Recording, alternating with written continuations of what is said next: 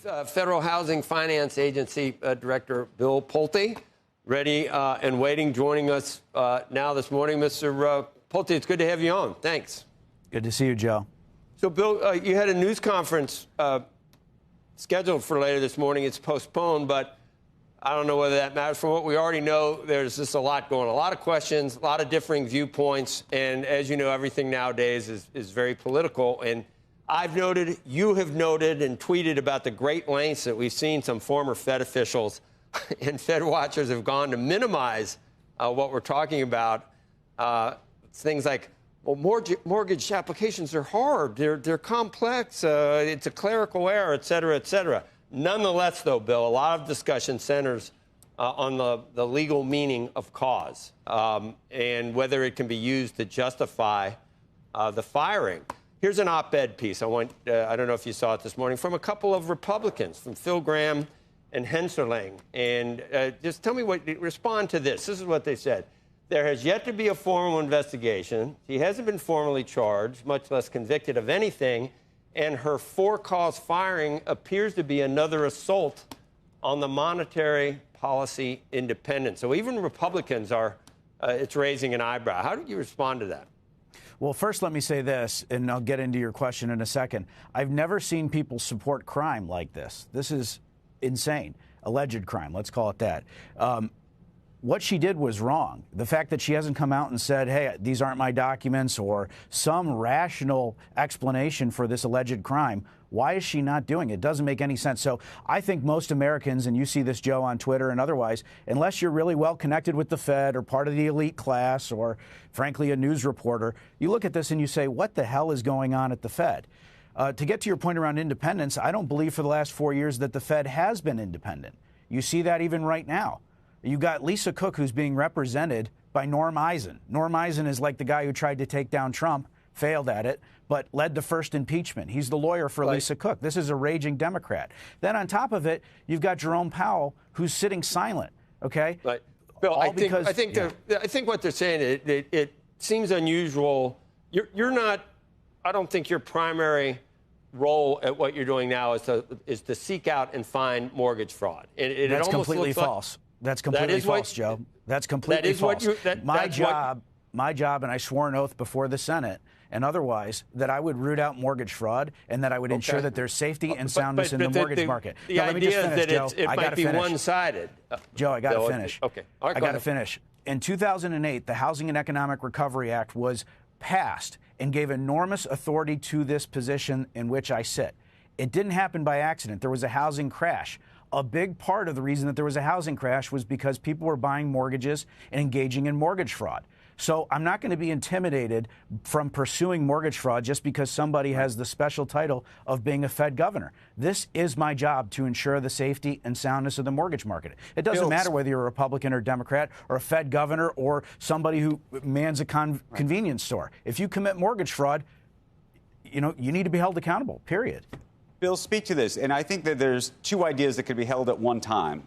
One is, it is very possible that she did something wrong, if not illegal. It is also possible that people will view this as a political weaponization. Can you speak directly to how this came about in terms of going and looking at her work and looking at these mortgages? Who told you to do that?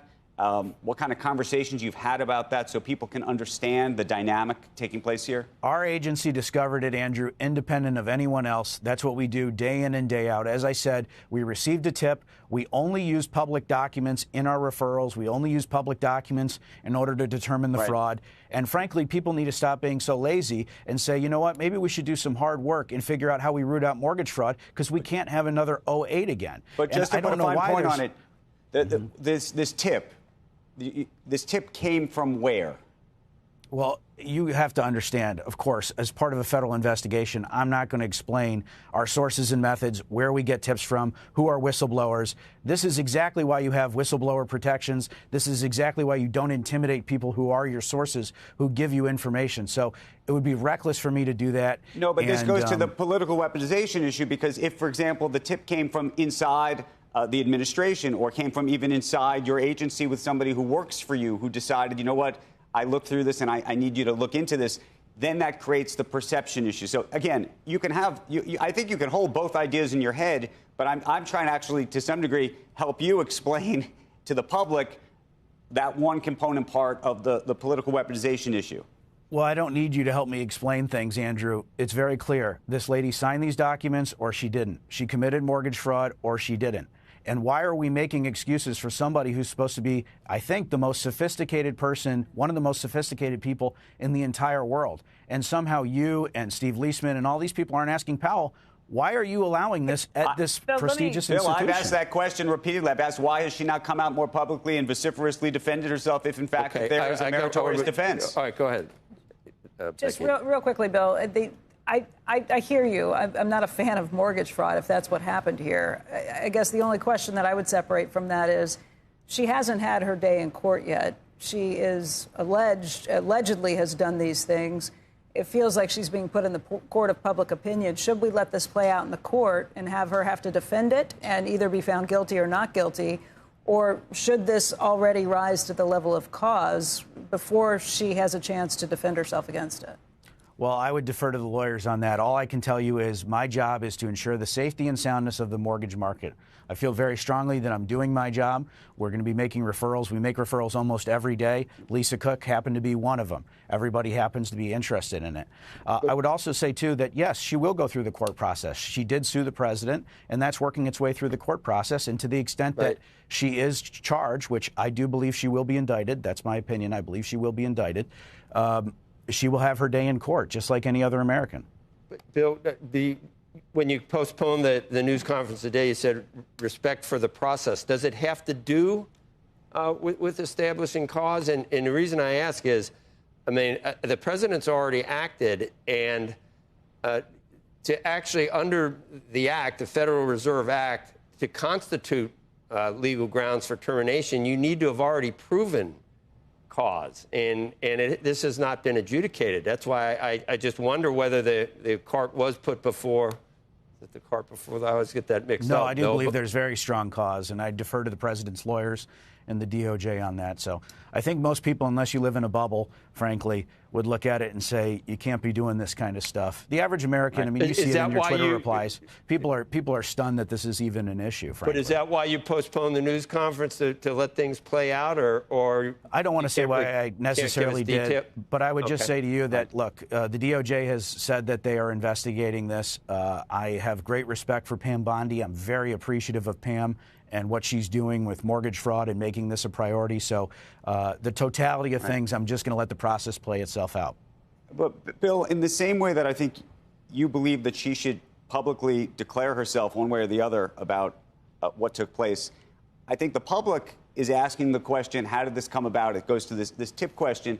And I'm curious why you don't want to take off the table, for example, just the idea of where the tip came from, and without disclosing who it is, but to be able to say it didn't come from somebody inside the administration, it didn't come from somebody inside of your own department, for example. It came from a completely, third party, if that's the case. Can you speak to that? Again, I think we're worried about the wrong thing. There's an alleged crime here.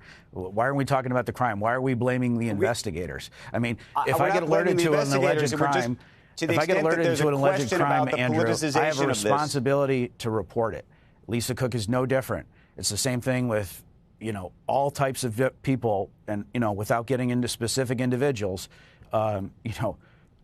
who don't have lawyers like Norm Eisen or going out and trying to make this political. There are a lot of other people that have been criminally referred, and they don't have this type of benefit being given to them, which is, maybe it's a clerical error and maybe it's this. Did you sign these documents or did you not? Do we hold people at the Federal Reserve to a high standard or not? Public officials shouldn't be exempt from scrutiny.